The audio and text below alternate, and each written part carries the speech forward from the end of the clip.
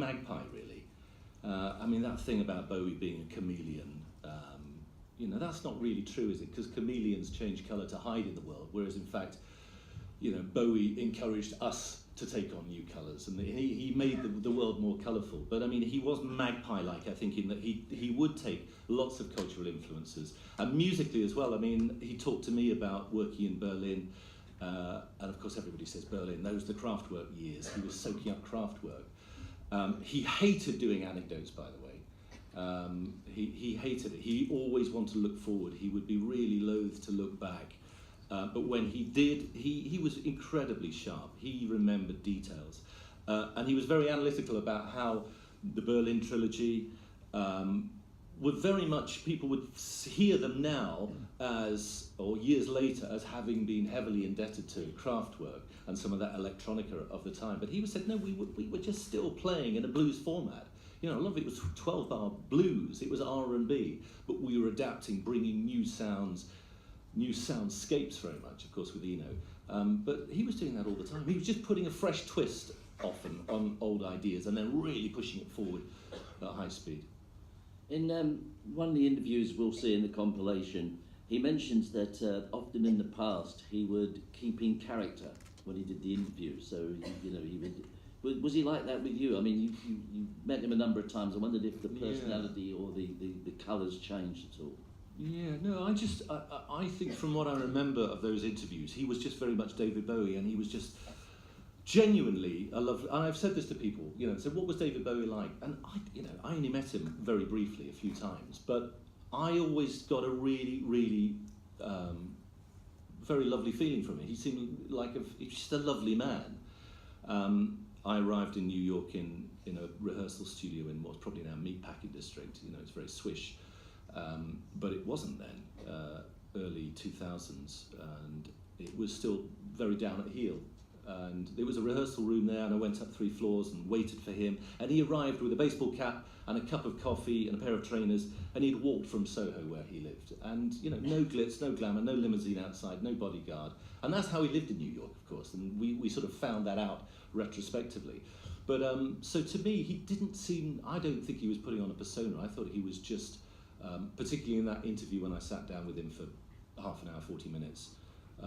I just thought he's very honest, and there didn't seem to be a mask there at all.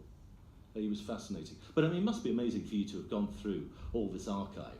I have very few, minutes of tape, but you've dug up stuff. I mean, just to make it clear to people here, Dick, what are we going to get? You've got stuff that hasn't been seen, or at least hasn't been seen for a long time. Yeah, it's not been widely seen. Maybe it's true to say. I mean, it's almost impossible to find, even with an archive as vast as the BFI's. It's almost impossible to find stuff that nobody's seen because, like Francis and other filmmakers over the years, have done a very good job of uncovering footage. Yeah. I mean, I think the two main things about this is some of this footage you'll see is available online, but in very poor quality, and this is the best possible quality that we could have got out of the archive. Yeah.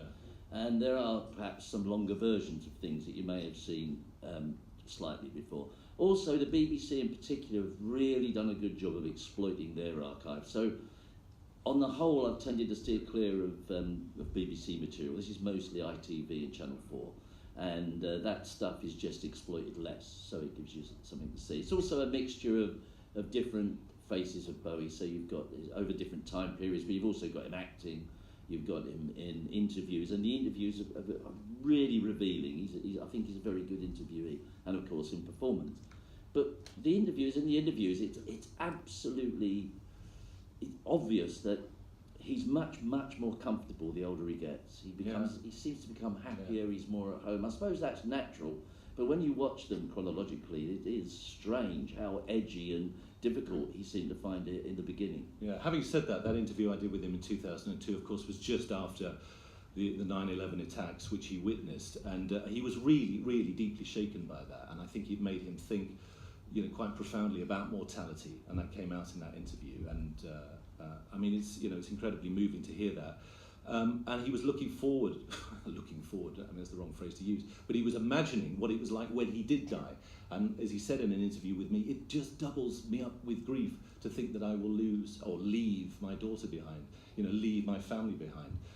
So yeah, he did become more comfortable in his skin. His media persona became stronger, possibly, but I think he was thinking deeper in more profound ways.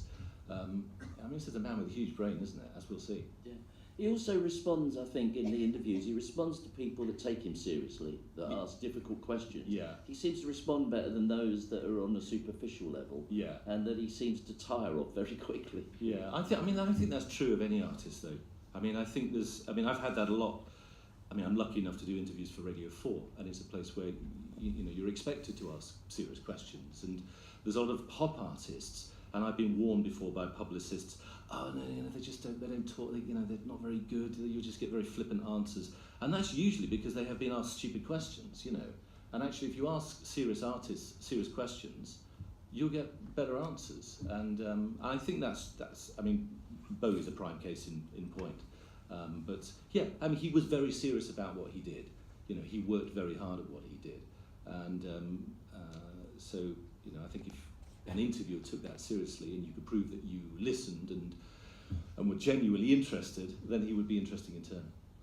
I mean, we know he's a giant in the music firmament, and also because he was there a long time as well. People forget how long he's around, really, since the 60s. He kept making fantastic music. Do you think death hasn't diminished that respect that's held for him, is it?